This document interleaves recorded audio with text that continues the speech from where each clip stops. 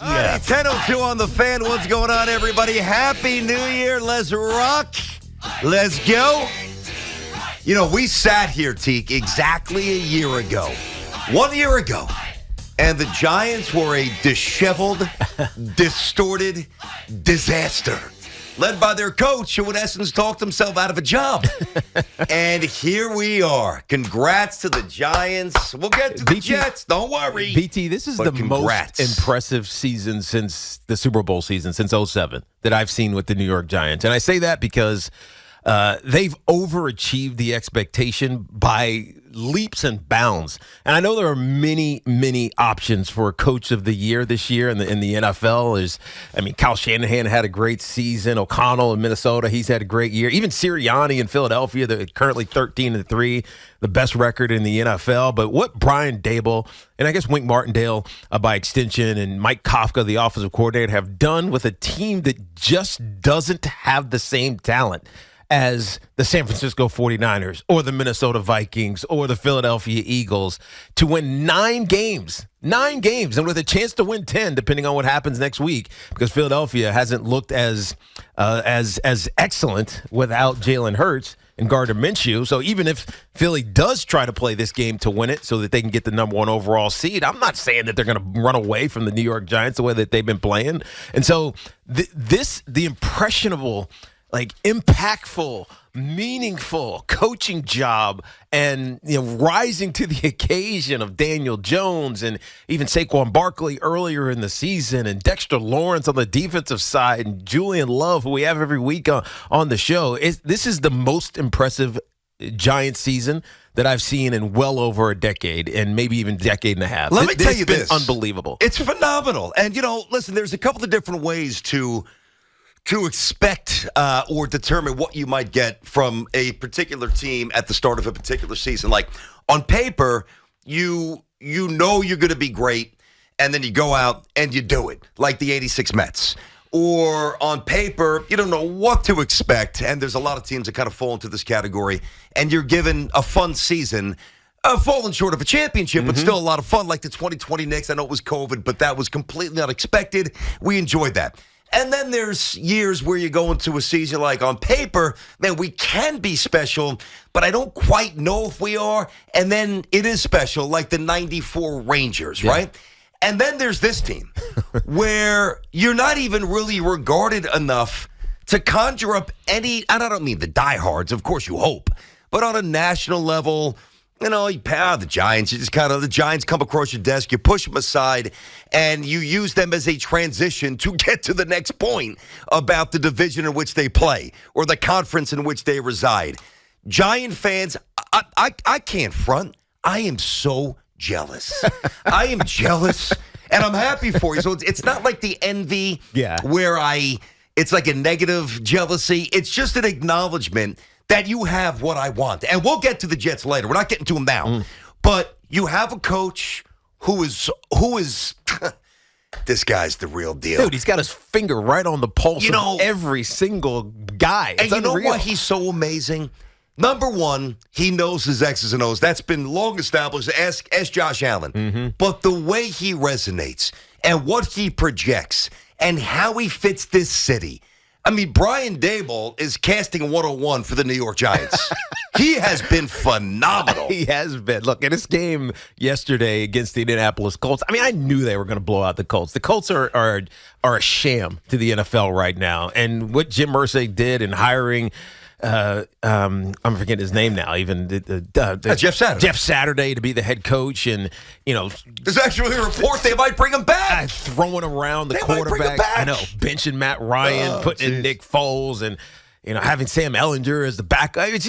It's a disaster. It's a joke what the Indianapolis Colts have become. So coming into this game, the Giants had to win. It was win and you're in. And just knowing who the opponent was and what they've been through, blowing a 33-point lead a couple of weeks ago, the Indianapolis Colts, I knew the Giants were going to destroy them yesterday. And they took care of business and they did it. But that's not even the point. The point to what you're talking to, why you love Brian Daboll.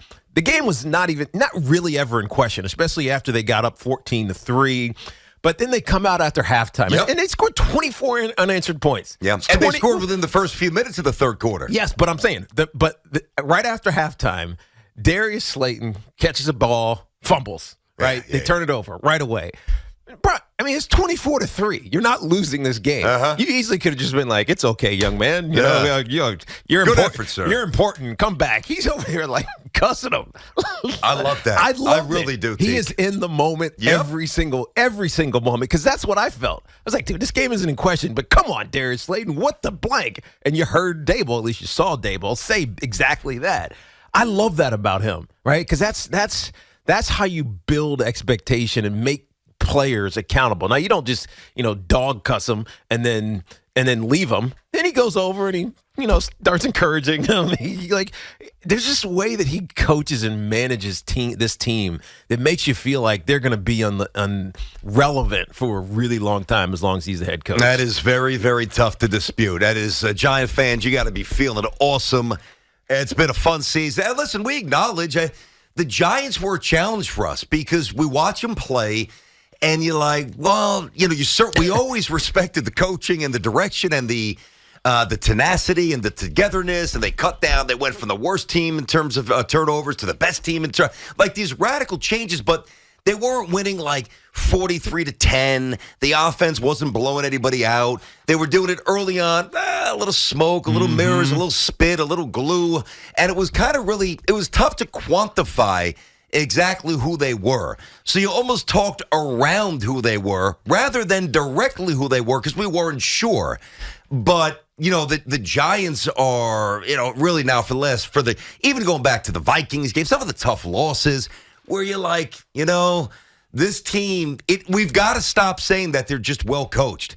They've got an outstanding quarterback. They've got a very talented running back. They've got a terrific left tackle. They've got 4 or 5 guys on defense that are going to be around for a long, long time. They've got a tight end. Yeah. Hodgins has at least developed to a key. He's going to be number 1 receiver next year. He's going to be on the team. He's a reliable, it's no longer a cute story.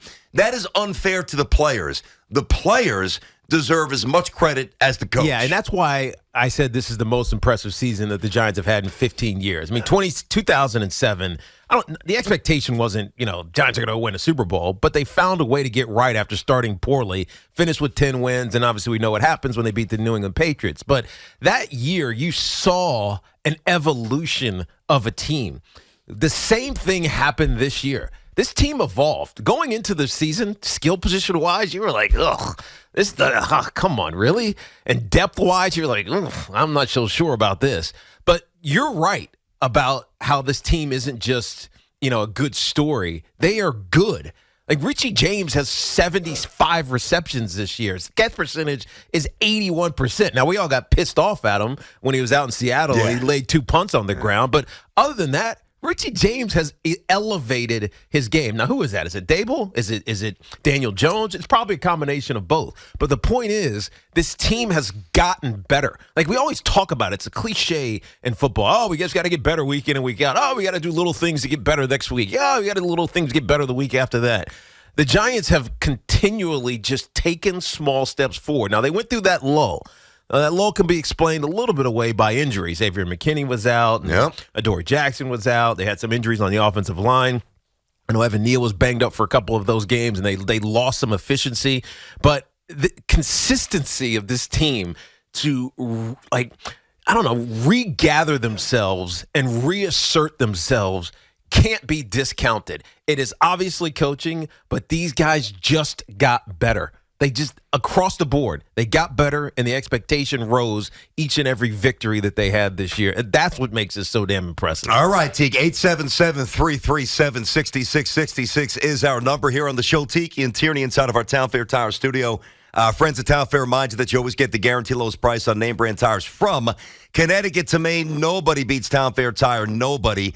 Listen, we've obviously been off since the 23rd. So as the holidays wrap up and we start a new year, Happy New Year to everybody. Hopefully everybody had an awesome, safe celebration. Great Christmas, great Hanukkah. And now we get back to the business of propping up the Giants and eventually shredding the Jets, which I will do in about 25 minutes because that was absolutely pitiful. I got to tell you right now, one thing I will say, and I did say this before we went on vacation, I'm not so sure Robert Saleh should be back next year. Let me at least put that line in the water, and we'll get to the other stuff later. But the Giants are everything you want for a new regime.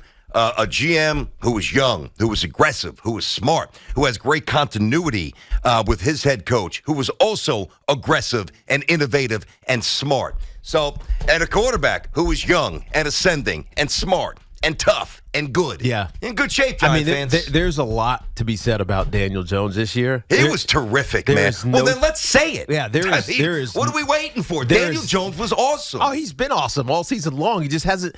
The issue with Daniel Jones is that the numbers aren't going to be Herculean.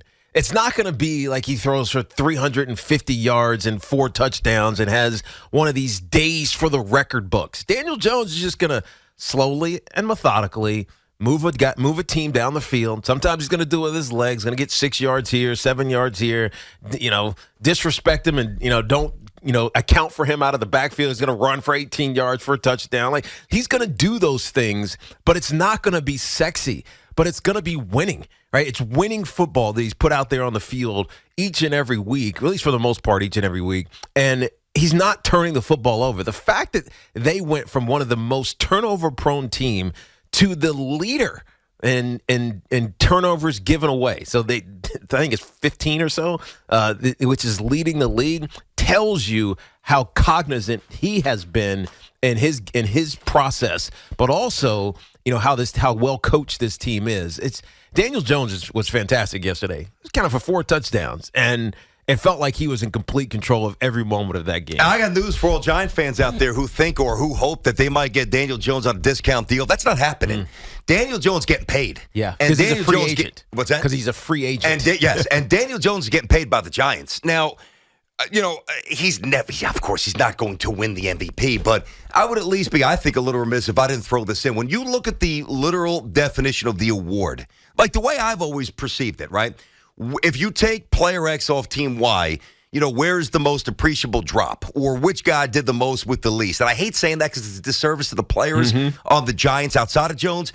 But when you have 5 interceptions with not a whole lot around you, and you account for 7 rushing touchdowns and 15 in the air, and you make the playoffs, I mean, your value is without debate.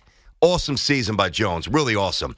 877-337-6666. All right, Giant fans, you revel. Jet fans, you wait before we pounce. Tiki and Tierney on the Fan.